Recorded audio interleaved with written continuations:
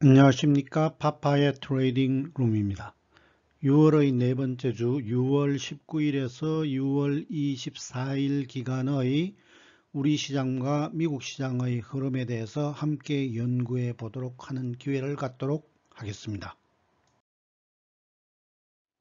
지난 6월의 셋째 주는 저희 비디오에서 제가 강조한 바는 강한 반등 잠재력을 언급한 바 있었는데 막상 뚜껑을 열고 보니 주간의 첫 거래일부터 함락되지 않아야 될 지수를 바로 침해하는 결과가 나타났었고 그 지지력 약화의 흐름이 결국은 코스닥의 경우에는 8%가 넘는 하락, 미국의 경우에는 연 2주에 걸쳐서 5% 상당, 즉 2주간에 걸친 10% 상당의 하락폭, 코스피의 경우에는 6%에 육박하는 하락을 나타내는 한 주였습니다. 이로써 월간 변동률은 S&P 500이나 나스닥의 경우에는 11% 언저리, 코스닥의 경우에는 역시 11% 조금 못 미치는 수준, 코스피의 경우에는 9% 정도 조금 넘는 하락을 보였고, 이로써 연간 변동률은 나스닥의 경우에는 약 31%, S&P 500의 경우에는 약 23%, 코스닥 역시 S&P 500과 유사한 23%, 코스피의 경우에는 18% 정도의 연간 하락률을 나타내는 한 주간이었습니다.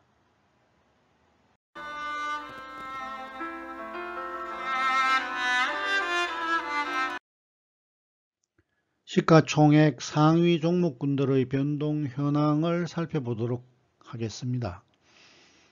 지수의 급격한 하락의 반대면에는 시가총액 상위 종목군들의 주간, 월간의 TBBT 변동 약화 모습이 드러나 있고, 반면 일간의 경우에는 지수 하락 흐름과는 다소 상이하게 개선되는 모습도 엿볼 수 있는 상황입니다.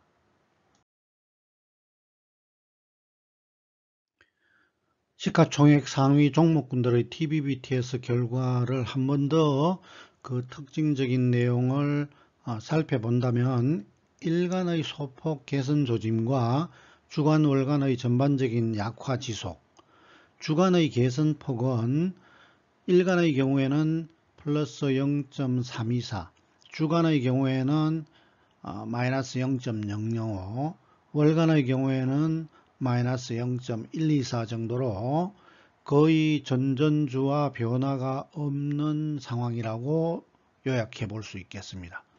이로써 지난주 시가총액 상위 10개 종목군들의 시총은 약 43조 정도 축소되었고, 이러한 흐름의 결과는 향후에 마땅한 단기 지지점을 찾기 어려운 상황으로 해석되나, 그럼에도 불구하고 추후 설명을 해 보겠습니다만, 단기 반등 잠재력은 여전히 내포 중이다 라고 말씀드려 보도록 하겠습니다. 이러한 시가총액 상위군들의 TBBTS의 12주간의 일간, 주간, 월간의 변화 흐름의 궤적은 이 도표와 같습니다. 일간, 주간의 소폭 반등되는 모습과 주간, 월간의 미약하지만 동시 약화되는 모습이 나타나 있습니다. 전체적으로 전주 대비해서 이러한 개선율에만 초점을 두고 볼 경우에는 이번 주말의 KP 지수는 2601.70 수준으로 전주 대비해서 큰 폭의 반등세 플러스 161포인트로 계량적으로는 마감 개척되고 있습니다.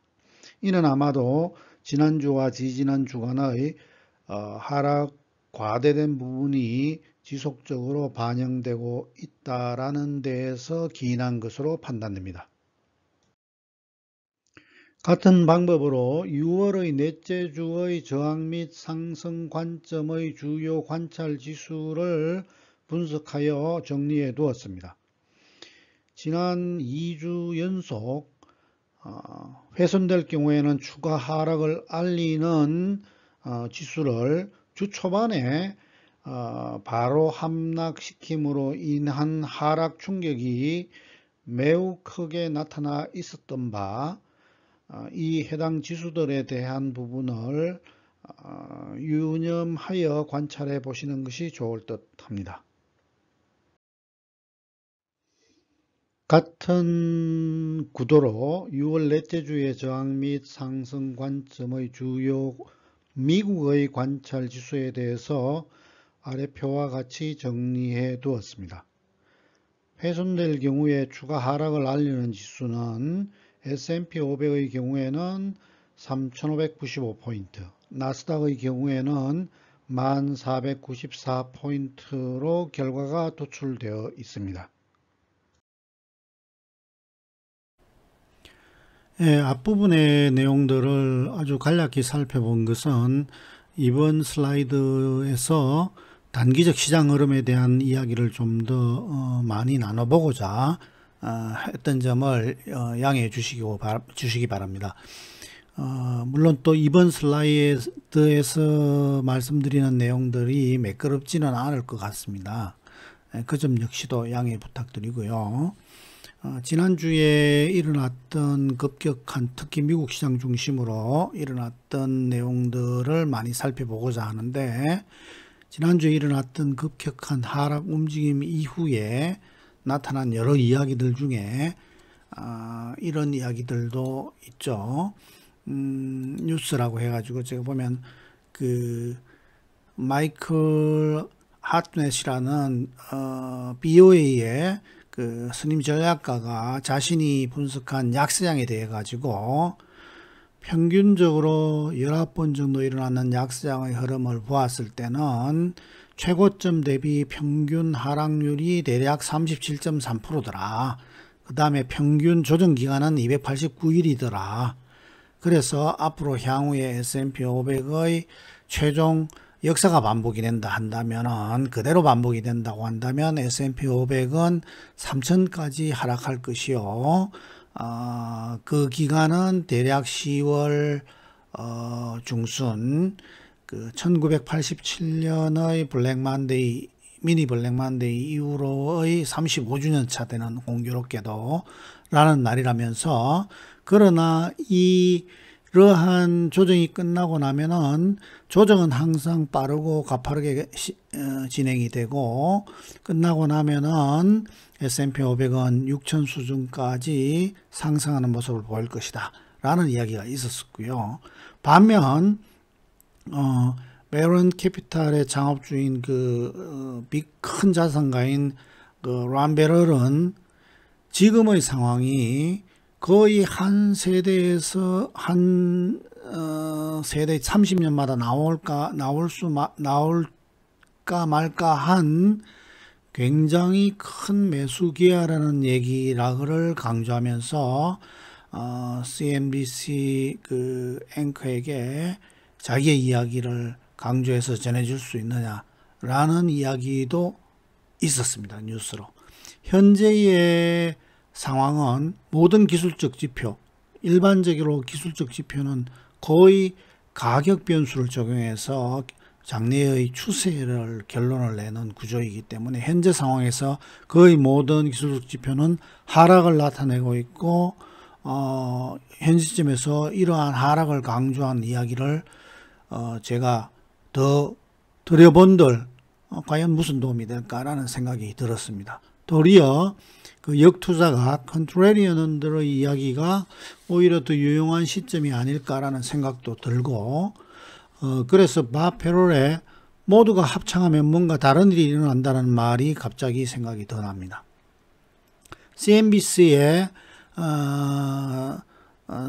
센토리라는 사람이 패드의 금리 인상 이후에 많은 일반 투자가들이 이제 굴복하는 모습으로 몸부림을 치는 듯한 상황이다 라는 이야기를 또 전하기도 했었습니다. 저는 1987년 미니 블랙 만데이, 그리고 1990년도 후반부에서의 닷컴 버블 이후에 2002년까지의 약 50%의 조정, 그 다음에 볼크, 그린스펀, 버냉키, 옐런 등등을 다 지나가면서 겪어본 사람입니다. 지금은 그 당시에 굉장히 큰 충격이 있었을 때마다 세부적인 기억은 전혀 나지 않지만 현재의 시장은 어찌되었던 그때보다는 굉장한 상승된 위치에 존재하고 있습니다. 제가 이 말씀을 드리는 이유는 현재의 흐름에 대해서 뉴스 하나를 더 이야기를 해볼까요? 현재의 흐름에 대해서, 아주 단기적인 흐름에 대해서 카트월스라는 애가, 양반이 제가 한번 이야기를 한 바가 있었을 거예요. 업앤다운의 시퀀스, 지금 주간 베이스로 보면은 S&P 500의 조정 과정 중에서 나타났던 시퀀스 현상을 강조를 하면서 이제 곧 10% 정도의 반등을 언급하는 내용을 본 적이 있어서 이렇게 같이 한번 사진을 캡처해서 소개해 봅니다. 그래서 지금 입장에서의 S&P 500을 제가 이 어떤 점에서 바라보는 게 더 좋지 않겠냐라는 점을 데이터를 통해서 엑셀로 한번 정리를 해 보았습니다. 이 엑셀의 S&P 500의 자료를 과거에 1002주 이 정도 되면은 대략 이 글씨가 작아서 잘 안 보일 경우에는 제가 군데군데 이렇게 확대해서 보겠지만 대략 한 18년이 넘는 기간입니다. 이 기간 동안 현재가 어떤 상황이냐를 숫자적으로 상대 비교를 해서 나타내도록 하였고, 그 과정을 제가 이렇게 확대해서 한번 보면은 이 각 주별로 나타났던 시고 저종의 이 데이터를 어떤 식으로 표현을 했느냐 하면은 한 주간에 일어나는 전투, 즉 상승 쪽의 에너지와 하락 쪽의 에너지, 고점과 저점의 이 에너지 싸움 이후에 나타난 결과, 즉 전주 대비 이번 주의 종가, 이 종가의 궤적의 변화, 즉 위치의 변화가 어떤 식으로 그 변화를 이런 식으로 계산을 해서 이 계산된 결과의 특정 기간 동안, 이렇게 특정 기간 동안의 합계값들이 어떤 흐름을 보였는가 라는 것을 그림으로 한번 나타내 보았습니다. 그리고 이 합계값들의 기간을 20일부터 10일 정도까지의 다양성을 부여를 해서 어떠한 결과가 나타났는지를 살펴보기로 했고, 그리고 그랬을 경우에 현재 위치와 유사한 경우가 발생되었을 때의 과거의 그 위치에서부터 2주나 3주, 4주 뒤에 그때보다의 손익 결과가 어떻게 되었는지를 한번 분석해 보았습니다. 이 부분을 그림으로 나타내 보면은 이러한 모양입니다. 즉 이러한 20일에 관련되는 결과치로의 합계치로 나타난 이 값이 지난주에 마이너스 약 5.07 이 수준으로 나타나 있는데, 이거는 역사적인 저점 수준이고, 지금 나타나 있는 이 값의 1500개 중에의 순서가 지난주가 두 번째 목격되는 것이고 5월 16일 날 목격된 이 부분이 첫 번째이라는 뜻입니다. 이걸 빠르게 19일 기준으로 제가 이 매크로로 작성을 해가지고 그림이 변화되는 것을 볼 수 있도록 해놓았습니다. 18일, 17일 그 어떤 기간의 구간에서도 이 값은 거의 처음 목격되는 또는 보기 드문 현상의 위치에 있는 것입니다. 이 작은 그래프는 그로부터 발생된 랭킹 1위부터 4위, 또는 제가 이렇게 범위를 올리기 시작하면 5위, 6위, 10위까지들의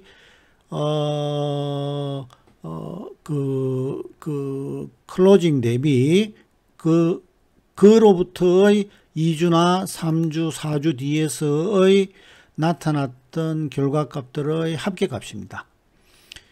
이것을 또 다른 방법으로 살펴볼 수도 있어요. 그것은 무엇이냐면은 동일한 이러한 변동 대비 해당 주의 시초 대비해서 금요일 마감, 월요일 시초 대비해서 금요일 마감, 즉 주간의 몸통을 말하는 것입니다. 이 몸통이 어떤 식의 변화 궤적을 보였는지를 동일한 비율에서 이렇게 작성을 해서 보면은 이것도 재빨리 이 그림으로 보면은 지난주가 10일 기준으로 보았을 경우에는 가장 낮은 역사적인 값이었고 11일, 12일 이렇게 제가 빠르게 시간상 이렇게 훑어보면 그림을 지켜보시면 지금 위치하고 있는 수준이 여기에 존재를 하고 있고 이게 숫자가 너무 커지네요. 이 부분을 조금 작게 해보고 그래서 이게 2주나 3주, 4주 뒤에 연속적으로 커진다면 아주 추세성으로 유의성이 있는 주변 언저리라는 것이고 해당 저점에 관련되는 부분들을 이렇게 세로축으로 이렇게 마킹을 해보면은 과거에 있었던 상당한 조정기간들의 저점 대비한 위치들이 보여집니다. 그런데 특이하고 아주 유의성이 있다고 보여지는 것은 실질적으로 나타났던 저점 대비 이 같은 분석으로 보여졌던 흐름들의 반등이 주가의 흐름과 다이버전스, 주가는 내려가고 있는데 반대의 흐름이 강화되고 있다라고 한다 그러면 상당한 저점의 시그널을 확인시켜 줄 수 있다 라는 내용을 제가 한번 소개해 드렸습니다. 그리고 추가적으로 이 시간이 지금 별로 남지 않아 가지고 S&P 500의 큰 그림을 보면은 과거에 1995년 이후로부터 나타났던 큰 조정 마디가 이러한 상황이고 이거를 산술적으로 지켜봤을 경우에는 굉장히 유사한 폭의 흐름으로 진행이 되고 있다 라는 것이고 우리 시장에 대한 부분에 대해서 별로 드릴 말씀을 못했는데 우리 시장의 경우에는 우선 제일 먼저 관찰해 보셔야 될 부분들은 지난주에 언급한 것처럼 MSI shares, MSCI 우리나라 한국 ETF입니다. 이 부분이 지금 아주 짧은 기간이지만 굉장히 강한 추세로서 추세 에너지를 보이면서 내려가고 있기 때문에 적어도 오른쪽 무릎이다라고 한다고 한다 그러면 이 추세선을 넘는 수준을 목격한 이후에 상승에 관한 관점을 가져보면 좋지 않을까라고 생각이 듭니다. 네, 일단 이번 그 페이지에서는 이 정도로 한번 마무리를 해보도록 하겠습니다. 드릴 말씀이 하나 있습니다. 사실상 제 건강 상태라든가 기타 등등을 감안하여 저를 스포팅하는 이 비디오를 만드는데 스포팅하는 몇몇 분들이 저에게 휴식을 제안한 바가 있었습니다만 자금의 시장이 아주 크게 움직임에 따라서 제가 조금 더 힘을 내어서 이번 파트의 비디오까지 한번 작성을 해 보았습니다. 시장의 끝점은 예측할 수 없습니다. 현재의 추세는 하락입니다. 어디에도 무릎이다라는 증거조차도 물증도도 없습니다. 하지만 제가 이번 주와 전번 주에 걸쳐서 어쩌면 역발상 투자가 컨트롤리언 쪽의 이야기 분석들을 많이 제기하면서 시장의 반등 잠재성에 대한 강조를 드린 바가 있습니다. 이 부분이 지난주에는 급격한 하락으로 전혀 제가 기대했던 분석했던 내용과는 상이하게 움직인 점도 사실입니다. 향후의 투자 결정은 투자가 여러분들의 몫이라고 저는 생각합니다. 각자의 리스크 감내 수준을 가늠하고 투자 기간을 재점검해서 과연 현재의 시장이 알려주는 것이 무엇이고 장차의 나의 투자 기간 시점까지의 리스크 대비 보상 리워드가 어떠한지를 잘 판단해서 행동할 때라고 보여집니다. 제가 이 분석한 내용들이 누가 되지 않았으면 하는 걱정스러운 마음을 담으며 시청해 주셔서 대단히 감사 말씀을 드립니다.